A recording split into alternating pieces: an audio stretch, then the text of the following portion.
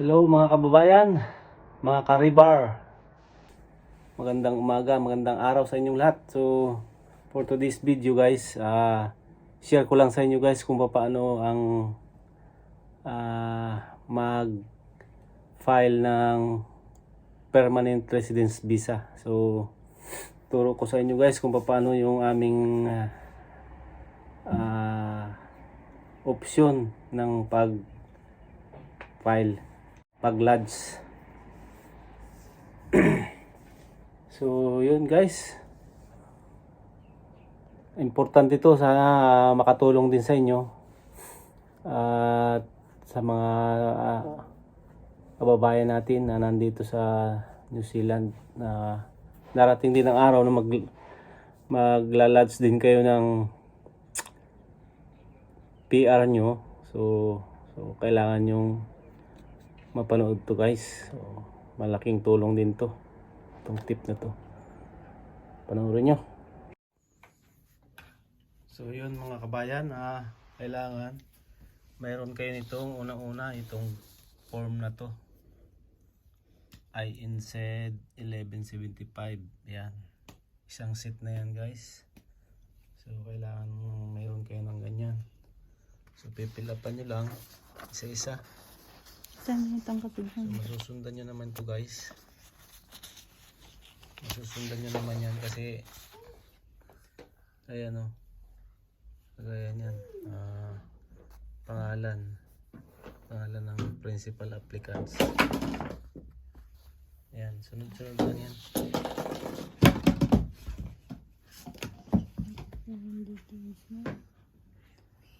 Sunod-sunod lang yung guys, pirmahan yung ano na yun, mga fill-upan. Tapos kailangan meron din kayo na picture.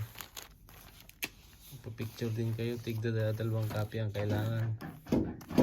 Tapos wala yung ano, yung plastic dapat nalagayan, depende sa kung ilan kayo. Tapos meron yan sa likod na sticker, lalagyan din ng pangalan. At siyempre dapat may passport din kayo guys. So kailangan kasi yung passport, kailangan din yung passport kasi ilalagay din doon sa ano na yun, sa form, yung passport number. Kailangan din ilagay yun.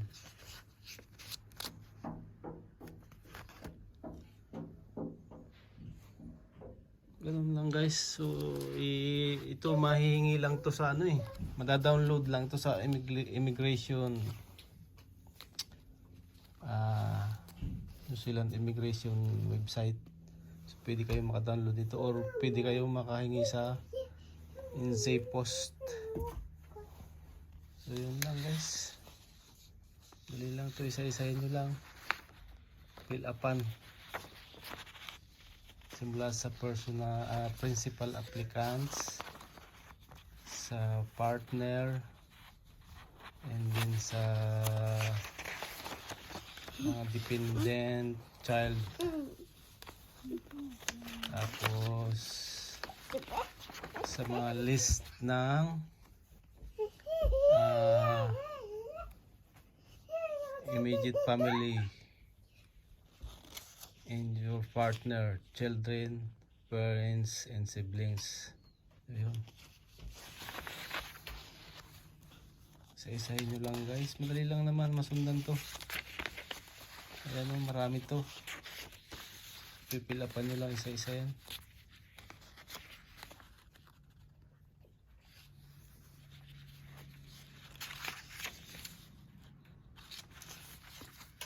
Tapos kailangan din guys yung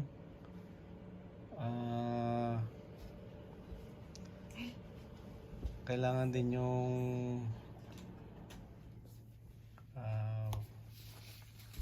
card number ng bangko, ng ATM nyo, para doon na rin kaltasin yung bayad nito guys.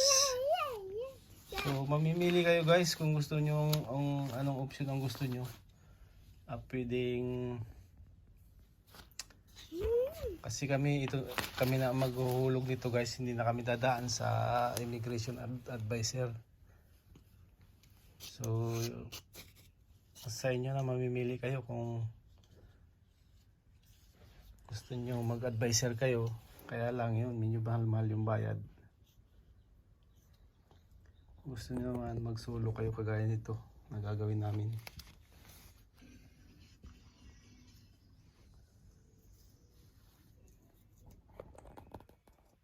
So ang next step nito guys, pag natapos natin fill upan to, ilagay natin to sa isang folder. Tapos pupunta tayo ng post shop, bibili tayo ng lagayan doon, tapos ihuhulog na natin to. So yun lang guys, madali lang. Pagkahulog noon, maghihintay na lang tayo kung ano ang feedback ng immigration. Kung may mali, i-email naman yun. At kung wala namang mali, maghihintay lang tayo kung kailan siya lalabas, kung kailan ma-approve. So yun, ano ko na to, lalagay ko na sa folder, ayusin ko na guys. Ayan o, ayusin na natin to, tapos pupunta na ako sa INSEE Post Shop. So yun nga guys, ang last step natin is pupunta tayo ng INSEE Post para ihulog na to. So ganun lang yun guys, mamimili lang kayo kung anong gusto nyong option. Kung gusto nyo, dumaan kayo ng immigration advisor. Kaya lang, so may talent fee sila. So kulang 1,000 yung babayaran siguro. So depende sa price ng magiging immigration advisor. So kami magsasarili lang kami guys, ihulog ko lang to. Print lang kami ng ng form, pinil up pa namin, tapos ihuhulog na lang namin to ng sarili. So sariling bayad na rin. So kakaltasin lang naman yun guys sa sa bangko nyo. So